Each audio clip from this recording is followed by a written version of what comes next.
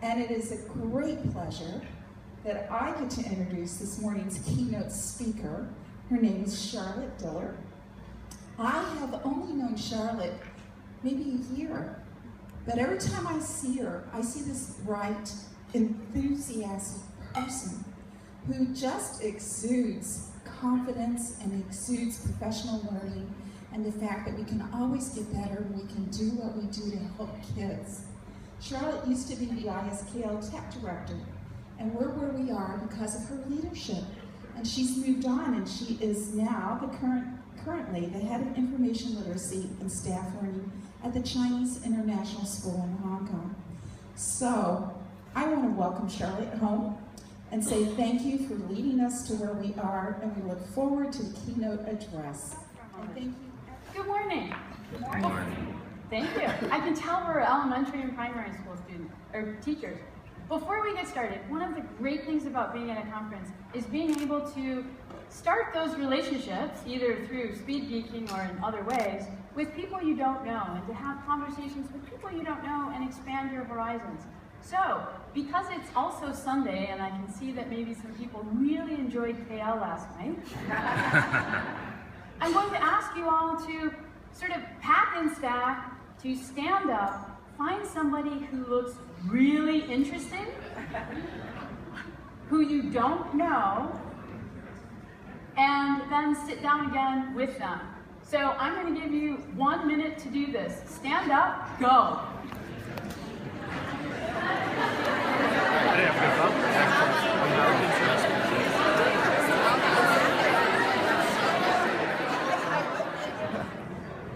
Okay, that was the end of my keynote, so have a great day.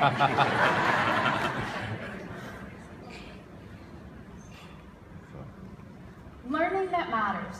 As Dave Newdorf has said, it is about the learning and not about the device.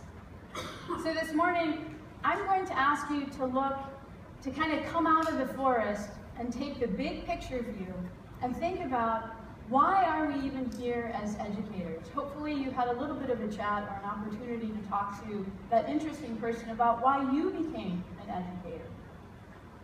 And that's really what it's all about, because the devices, our research, our knowledge will all change, and we're not sure what the world will look like in the future. But we do know that learning does matter.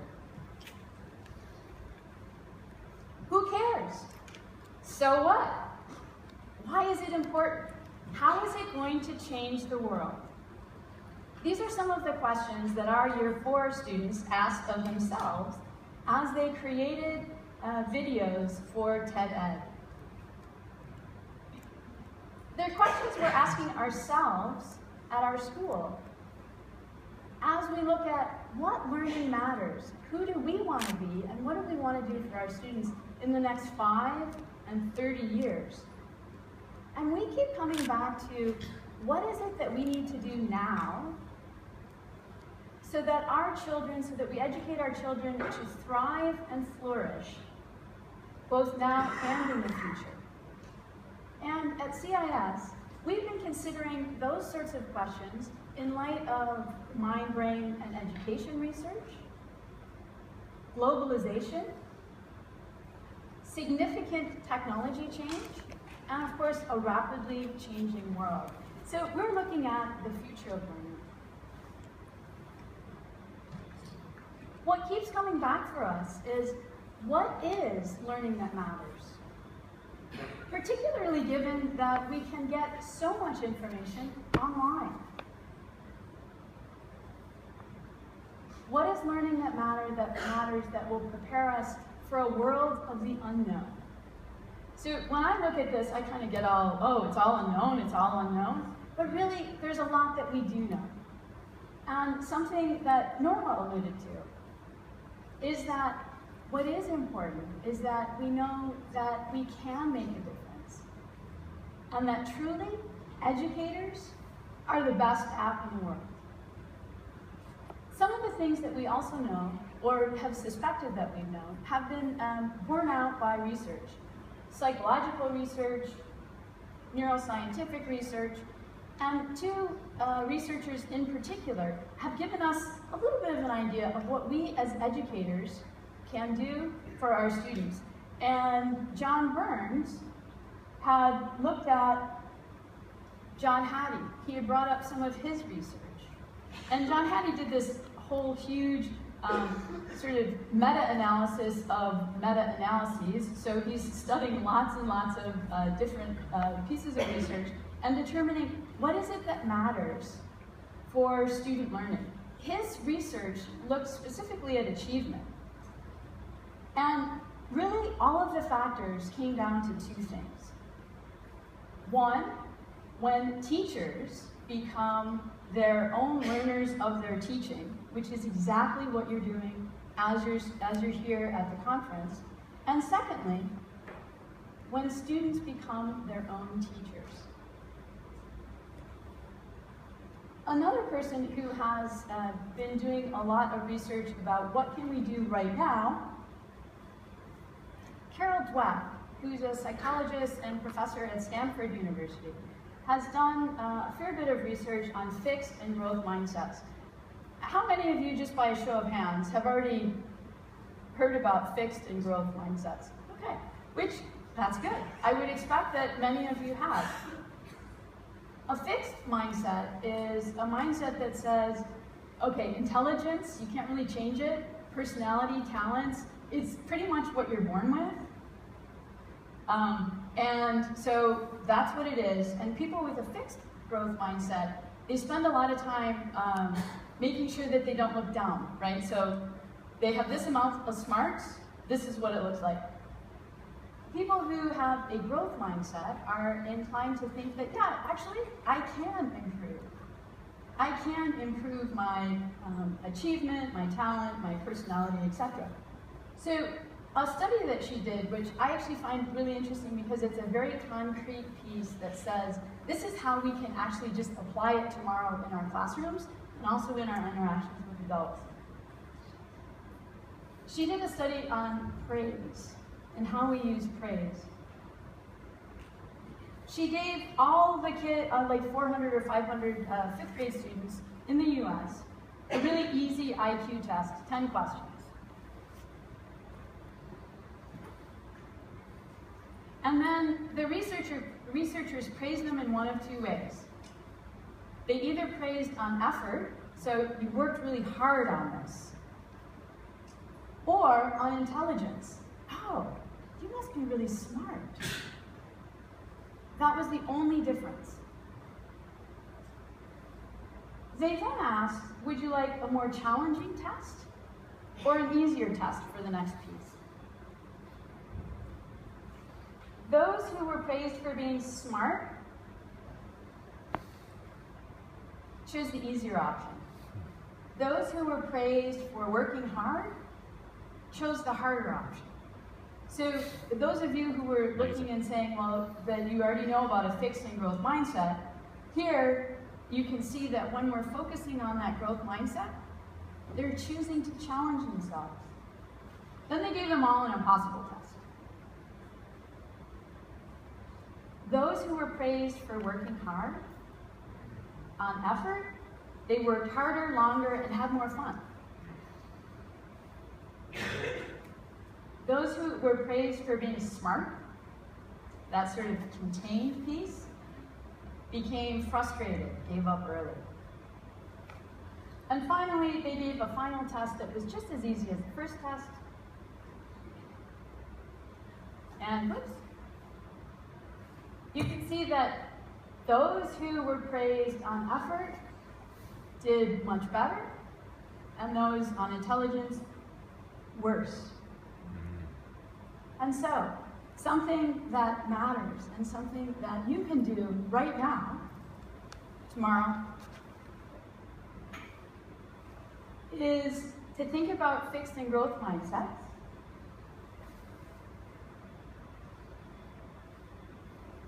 And to encourage a growth mindset and to focus on praise that is on effort. So, two pieces of sort of big research that overall permeate everything in terms of learning that matters. But of course, in our classrooms, or in our schools if you're an administrator, there's some more specific kinds of things that we look at. In his book, David Weinberger wrote a book, Too Big to Know. And if you look at the subtitle,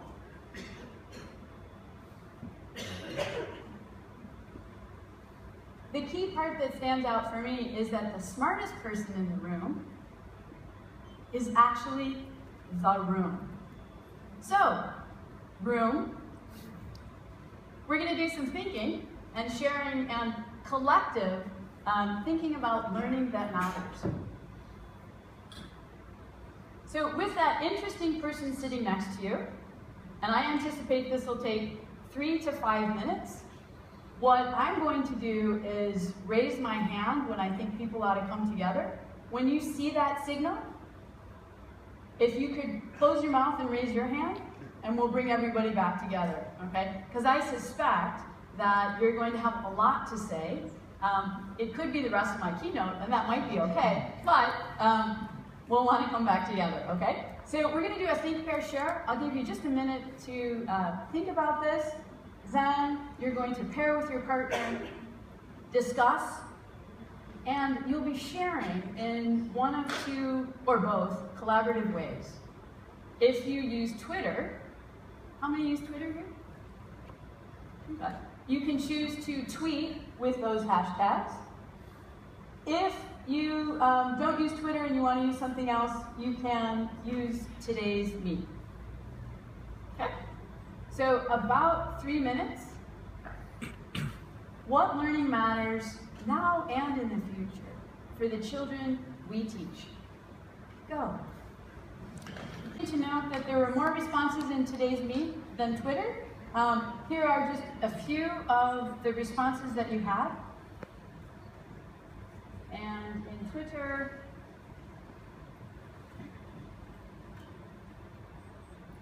oh, thanks, Ed. The Wi-Fi's down. The Wi-Fi is down. Oh, great. Say it louder so Cyprian hears. Cyprian, lovely man. Apparently the Wi-Fi doesn't seem to be entirely solid. Cyprian, by the way, is awesome, and he's going to get that fixed right away. Okay. So you might have noticed some patterns about, as you've been talking about, what learning really matters. At the International Conference on Thinking in 2007, David Perkins, who's a Harvard professor and also is a senior researcher, I think that's his title, at Project Zero, he asked the same kind of question to the attendees at this International Conference on Thinking. And so he kind of asked it during break, and they put Post-its up, and then he grouped them. This is the list of topics that he came up with. Or not that he came up with, but the people at the conference. Looking at this list, in your mind, what do you think at this conference were the top 2? They're not in order.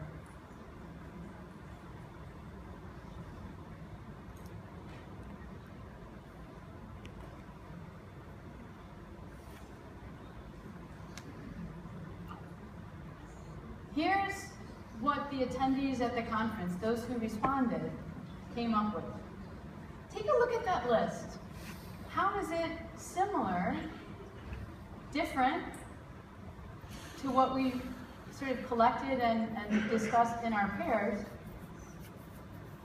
And what stands out for you? So, technology and maths is so small.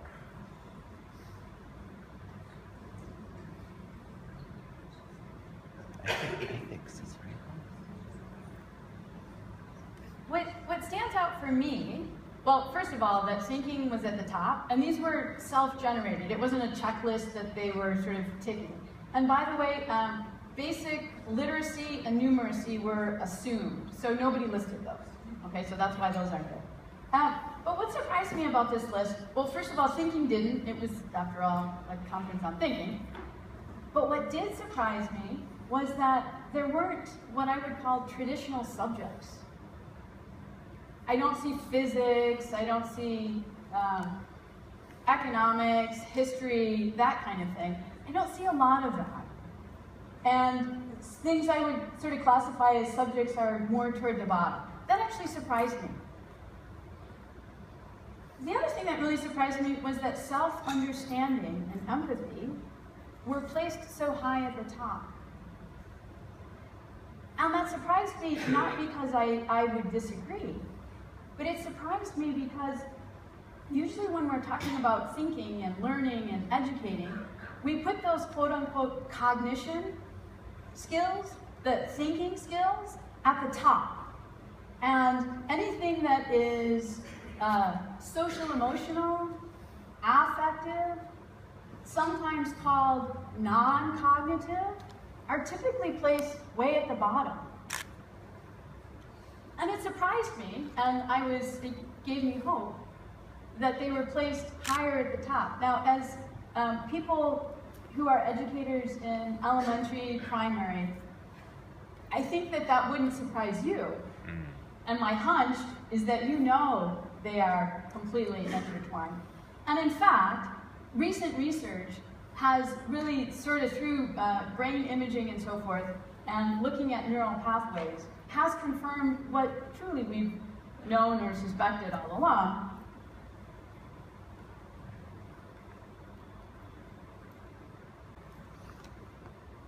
So when my husband is really proud of being rational, and he says he's 90% rational and 10% emo, and he seems to think that the ratio is different for me, I've been able to say, well, guess what? We're both equal parts rational and emo. He wasn't real happy about that. Mm-hmm. And the other thing that seems to come up as a big one for me in that I caught, and also in much of what we've been talking about over the days of the conference and what you shared with your partner, is that dispositions matter. So it's not necessarily about the niche learning, the quadratic formula, etc., but it's more about dispositions or characteristics of people, and it sort of describes the person and motivates them for behavior. Okay, so, and you could kind of think about it as what lasts after education. Ted Sizer, who was writing a long time ago, and it's been picked up by Ron Richard, who many of you might know from Making Thinking Visible, would call these the residuals of education. So what lasts long after the tests, the exams, the courses, etc. Dispositions matter. And there are lots and lots of different lists of dispositions.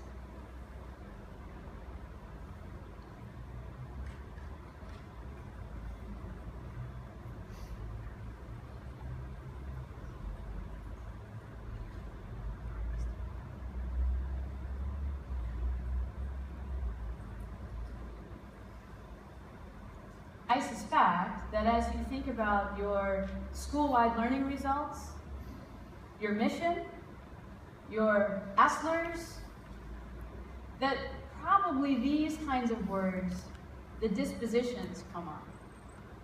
And so as we kind of look at the iPad and different technology, how does that support learning? Continue to remind yourself that yes, look at the SAMR models and how you're implementing and so forth, but really come up from that and think, how am I supporting my students to develop in these ways? Let that guide, let the learning and the disposition guide your use of technology. This is another sort of list of dispositions or character strengths. And at our school, we've been fortunate to be not only looking at the future of learning, but also really looking at staff and student well-being, and how can we go beyond sort of the school drive academic and we get all caught up in all of this stuff. And we are in Hong Kong, so it's even faster than any other school, I think. So we've been looking at positive psychology, which is a new branch of psychology that looks, instead of looking at sort of what's negative, trying to get people, if you think about a number line, trying to get them to 0, from -1, 10, 13. Instead, we've been looking at, okay, so wherever they are, how can we help students have the skills and dispositions to flourish and really thrive sort of in the positive end of the number line, if you will. And so we've been looking at character strengths, and these character strengths were developed by Christopher Peterson and Martin Seligman, who were co-founders of positive psychology. They looked across like millennia and cultures, and so Eastern, Western, and they looked at what is it in these societies that have people thrive? What is it that they value? And they came up with 24 character strengths, and the character strengths are such that when you use them, so whatever your top 5, say, signature strengths are, when you use them, you feel good. You approach problems and challenges and you're able to overcome them. When you have a challenge and you think, well, how can I use my character strength to address that? Then, and these can be developed just like in a growth mindset. Essentially, and getting back to the academic part, if you focus on well-being, it also has a positive impact on your sort of traditional academics. So what we've been doing is we've been really looking at, well, so how do we do that? Because children do grow into the intellectual life around them. And this little girl, at a young age, was a reader, and clearly she's delighted. She went to the library, her parents took her to the library all the time, her parents were reading, siblings maybe not so much. Okay, so the intellectual life around her was reading, and she's still a reader. As you can see, there are lots of book covers in this presentation. So here are some of the things that we've been doing. Again, to develop those dispositions. It might seem crazy what I'm about to say. Sometimes she's here, you can take a break. I'm a hot air balloon that could go to space. With the air, like I don't care, baby, by the way. Because I'm happy, clap along if you feel like a room without a roof. Because I'm happy, clap along if you feel like happiness is the truth. Because I'm happy, clap along if you know what happiness is to you. Because I'm happy, clap along if you feel like that's what you want to do. Here comes that news talking this and that.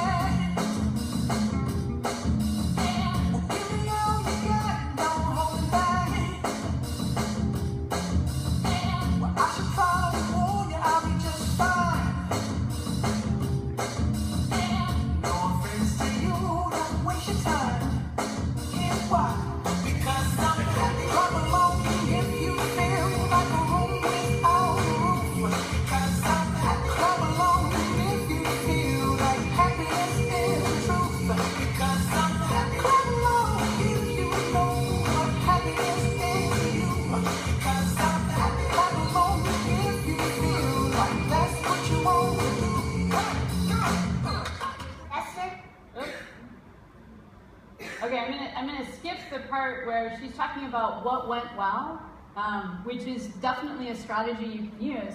And at the end, not only are we looking at character strengths, but we're looking at how can our students be mindful and be in the present. And so when you saw the little girl with the, I don't remember what it's called, but the ball where you breathe and so forth. So as we're looking at now and in the future, dispositions matter. So at this point, you might be thinking, okay, yeah, this is all fine and well, but you know what? I have a syllabus, I have curriculum, I have outcomes, I have standards. What about all of that stuff? Well, certainly, again, numeracy, literacy, absolutely. But as we think about content, what's going to matter now and in the future is to look at it differently. So instead of looking at pillars, right? So here is my science. And over here is my mathematics, right? And over here is what other subjects might be here. And they're all discrete, they're all separate, they're all filled with lots and lots of different knowledge. As we look to the future, and schools, by the way, are changing as we speak, we need to look at where are there opportunities to ask big, big questions and big, big understandings. And for the administrators in the room, to be able to support your teachers in this so that they don't feel like they're trying to get through all of this content.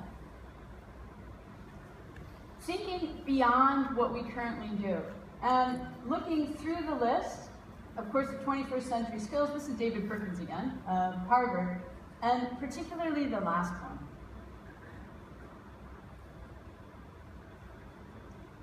In the various sessions I've been in keynotes, in my own sessions, looking at personalization. And that, by the way, is such a tie-in with technology because there are so many opportunities. Again, how can we use the iPad or any other technology to personalize the learning? Okay. So here is the view of High Tech High, which is in California, looking again, tying together dispositions and content.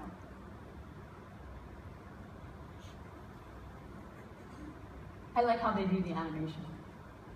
Someday I'm going to learn how to do that. What should students learn in the 21st century? At first glance, this question divides into two. What should students know, and what should they be able to do? But there's more at issue than knowledge and skills. For the innovation economy, dispositions come into play. Readiness to collaborate, attention to multiple perspectives, initiative, persistence, and curiosity. While the content of any learning experience is important, the particular content is irrelevant. What really matters is how students react to it, shape it, or apply it. The purpose of learning in this century is not simply to recite inert knowledge, but rather to transform it. It is time to change the subject.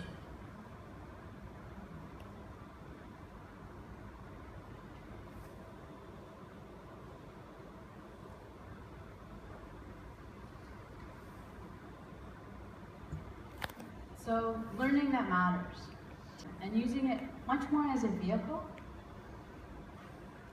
than as an end in and of itself.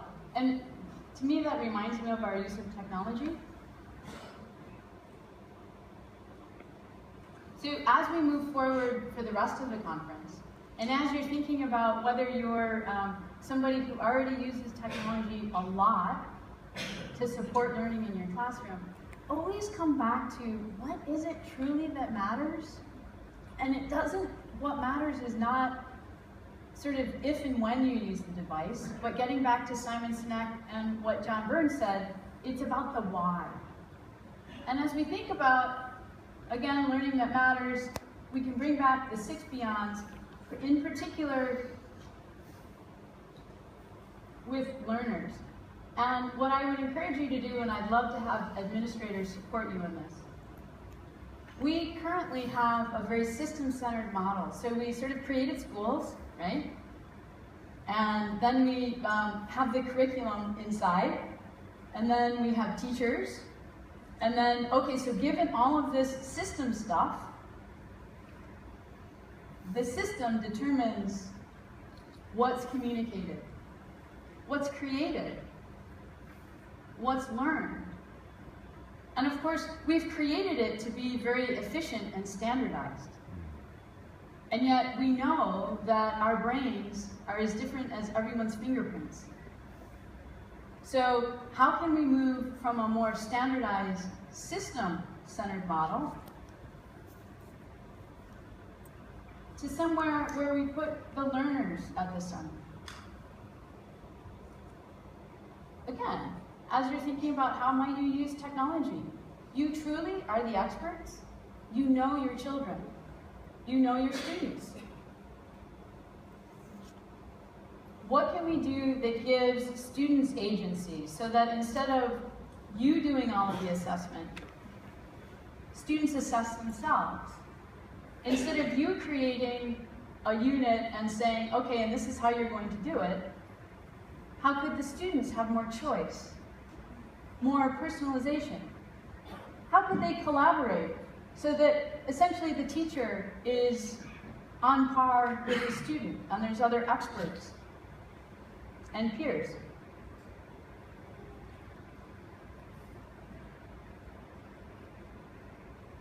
Oops, I'm going backwards again.